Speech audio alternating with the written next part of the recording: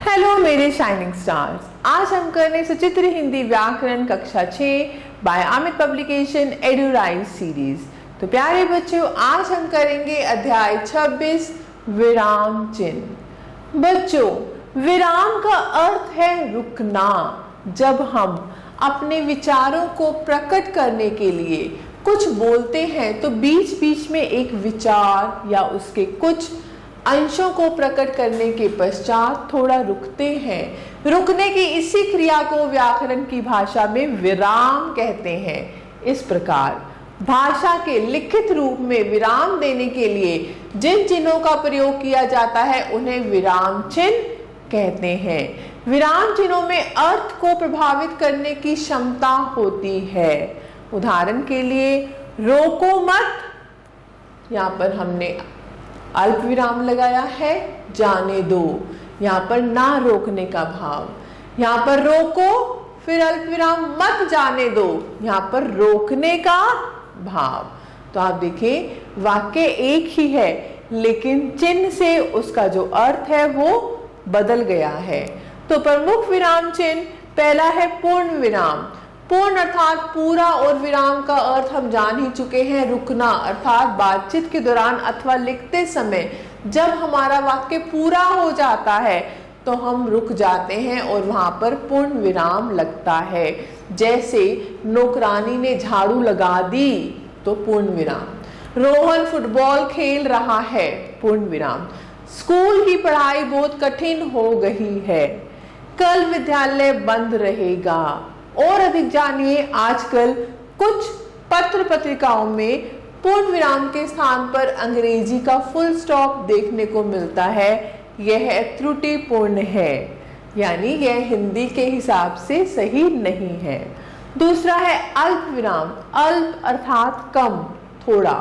बातचीत करते अथवा लिखते समय जब हम बीच में थोड़ा रुकते हैं तब वहां पर अल्प विराम का प्रयोग किया जाता है। जैसे हे प्रभु मेरी पीड़ा हरो, राहुल जाकर विनोद को बुला लाओ, ऋषि केशव श्रुति और सृष्टि मेरे प्रिय मित्र हैं, असम में ऐसे ही एक जाल जकाई से मछली पकड़ते हैं। आगे है अर्ध विराम, जिसको हम ऐसे लिखते हैं अर्ध अर्थात आधा। यह पूर्ण विराम और अल्प विराम के बीच का चिन्ह है। जब हमें अपनी बातचीत के दौरान पूर्ण विराम से कम और अल्प विराम से थोड़ा सा ज्यादा रुकना होता है तब हम इस चिन्ह का प्रयोग करते हैं। जैसे मुझे अभी अपना गृह कार्य पूरा करना है, अर्ध विराम, तभी कक्षा में मैं अध्यापिका की डांट से बच जाऊंगा। सुनामी के दौरान भयंकर तबाही मची, अर्धविराम। मकान के मकान ढह गए, अर्धविराम। सारे रास्तों में लाशें बिछ गई। आगे है प्रश्नवाचक चिन्ह। जहां कोई प्रश्न पूछा जाए वहां प्रश्नवाचक चिन्ह का प्रयोग किया जाता है। जैसे मेरठ में तुम कहाँ रहते हो, तुम्हारा नाम क्या है, तुम्हारे पिताजी कहाँ काम करते हैं, कौन तुम्हारा पीछा कर रहा था। पांचवा है विस्मय आदि बोधक चिन्ह। विस्मय आदि बोधक चिन्ह हमारे भावों को व्यक्त करते हैं। हर्ष, शोक, घृणा, प्रेम, आश्चर्य, भय आदि भावों को प्रकट करने के लिए इस चिन्ह का प्रयोग किया जाता है। जैसे हाय मेरा सारा सामान चोरी हो गया, अरे तुम किताबें कब से पढ़ने लगे, शाबाश तुमने तो कमाल कर दिया, ओह सुनकर बहुत दुख हुआ। आगे है उद्धरण चिन्ह, जो हम ऐसे लगाते हैं। उद्धरण अर्थात उदाहरण। ये दो तरह के होते हैं, एक है इखरा और एक है दोहरा। इखरा उद्धरण चिन्ह, इस चिन्ह का प्रयोग किसी पुस्तक के नाम, शीर्षक अथवा व्यक्ति के उपनाम, पदवी के साथ किया जाता है। जैसे रामचरितमानस, हम ये चिन्ह लगा रहे हैं, एक धार्मिक ग्रंथ है। सूर्यकांत त्रिपाठी निराला एक महान कवि थे। दोहरा उद्धरण चिन्ह, इस चिन्ह का प्रयोग अधिकांशतः प्रसिद्ध कथन, कहावत, संवाद आदि को स्पष्ट करने के लिए किया जाता है। जैसे जिसकी लाठी उसकी भैंस, तो किसी कहावत को लिखना है या मुहावरे को लिखना है तो उसके लिए हम इस चिन्ह का प्रयोग करते हैं। तुम मुझे खून दो मैं तुम्हें आजादी दूंगा। आगे है योजक चिन्ह। इस चिन्ह का प्रयोग दो एक जैसे शब्दों, विपरीतार्थक शब्दों या फिर आपस में तुलना आदि के लिए किया जाता है, जैसे धीरे धीरे। तो धीरे धीरे के बीच में हम ये चिन्ह लगा रहे हैं। धीरे धीरे सूरज ढलने लगा। पशु पक्षियों पर आधारित कहानी लिखिए। आजकल महंगाई बहुत बढ़ गई है। उषा बिल्कुल अपनी माँ सी दिखती है। तो प्यारे बच्चों, मैं आशा करती हूँ आपको समझ आए होंगे। आगे है लाघव चिन्ह, जहाँ पर शब्दों को पूरा ना लिखकर छोटा करके लिखा जाता है, वहां लाघव चिन्ह लगाया जाता है, जैसे प्रोफेसर तो प्रो और ये चिन्ह। ऐसे कृपा, पृष्ठ, उल्टे, क्री, प्री, उ। तो हमने यहाँ पर इस चिन्ह को लगाया है।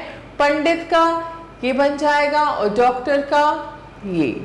निर्देशक चिन्ह किसी बात का निर्देश देने के लिए अथवा कोई उदाहरण, विवरण या कथन स्पष्ट करने के लिए निर्देशक चिन्ह का प्रयोग किया जाता है, जैसे संधि विच्छेद कीजिए। तो हम यहाँ पर निर्देशक चिन्ह लगाएंगे। विद्यालय, महाकाल। निम्नलिखित में से किसी एक विषय पर अनुच्छेद लिखो। निर्देशक चिन्ह आपका सपना, मोर। आओ दोहराएं। विराम का अर्थ है विश्राम अथवा रुकना। भाषा के लिखित रूप में विराम देने के लिए जिन चिन्हों का प्रयोग किया जाता है उन्हें विराम चिन्ह कहते हैं। भाषा में अनेक प्रकार के विराम चिन्ह हैं। पूर्ण विराम, अल्प विराम, अर्ध विराम, प्रश्न सूचक, विस्मयादि बोधक चिन्ह, उद्धरण चिन्ह, योजक चिन्ह, लाघव चिन्ह और निर्देशक चिन्ह। अब आपकी बारी प्यारे बच्चों। प्रश्न 1, सही विकल्प चुने। इनमें से सही विराम चिन्ह वाला वाक्य कौन सा है? पृथ्वी के 2/3 हिस्से में पानी है। तो यहाँ पर 2/3 में कुछ भी चिन्ह नहीं है।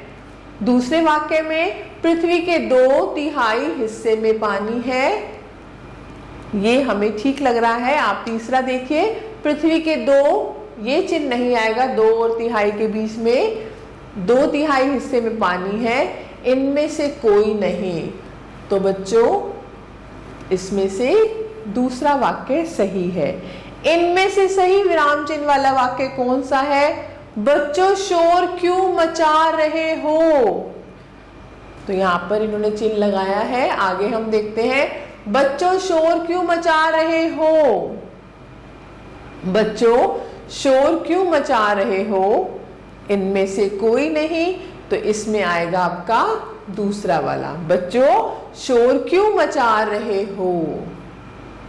दूसरा है, निम्नलिखित वाक्यों में उपयुक्त स्थानों पर विराम चिन्ह लगाकर पुनः वाक्य लिखिए। दशरथ के पुत्र थे राम, लक्ष्मण, भरत और शत्रुघ्न। तो आप ये कर सकते हैं।